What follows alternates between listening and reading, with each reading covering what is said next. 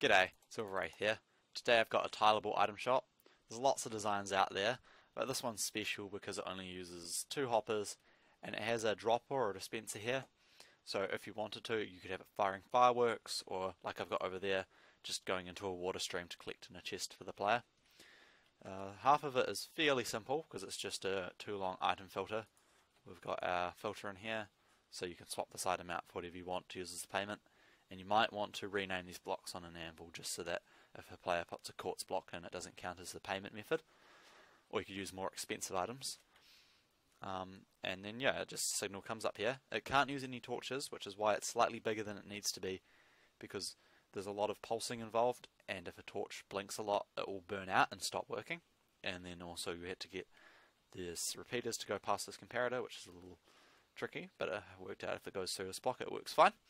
So if we just chuck some items in here, you'll see it pulsing and pushing out all the items, which is pretty cool, and the payment goes into here. Right, so here we have a real world setup. You can see I've got, is it 8 things, because that's how far the water can flow. You could easily have different setups to get more, but yeah, so we can put stuff in here. Say we want to buy a couple of apples, a couple of whatever this is, prismarine. Glowstone. Let's get maybe 15 glowstone, 15 mossy cobble, and 30 bookshelves, just because we can. So you can see these lights here will turn off if it runs out of stock, but these are all fully stocked. And we can see the stuff coming into here, as it should. And while that runs, we can look down here as where the payment goes into these ones.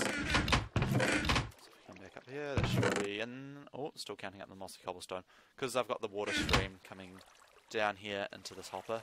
The items do sometimes build up there, but there we go, everything's in. If we look around the back, we can see how the items are stored. So just in these droppers here, and you could easily hook this up to some hoppers coming out if you wanted to expand the storage, and you just have chests stacked up to the sky, and it won't matter, it'll still detect when it gets low because it's coming straight out. The comparator's coming out of this hopper, so you can just hook it up to whatever you want to get more items in. And you don't have to have, these don't have to be droppers, they could be dispensers, which means they could fire arrows or fireworks, or I don't know, lots of things you could possibly do. Maybe you could have it so you pay to get into a minecart, and then it places the minecart on the track for you. Yeah. But yeah, that's about it.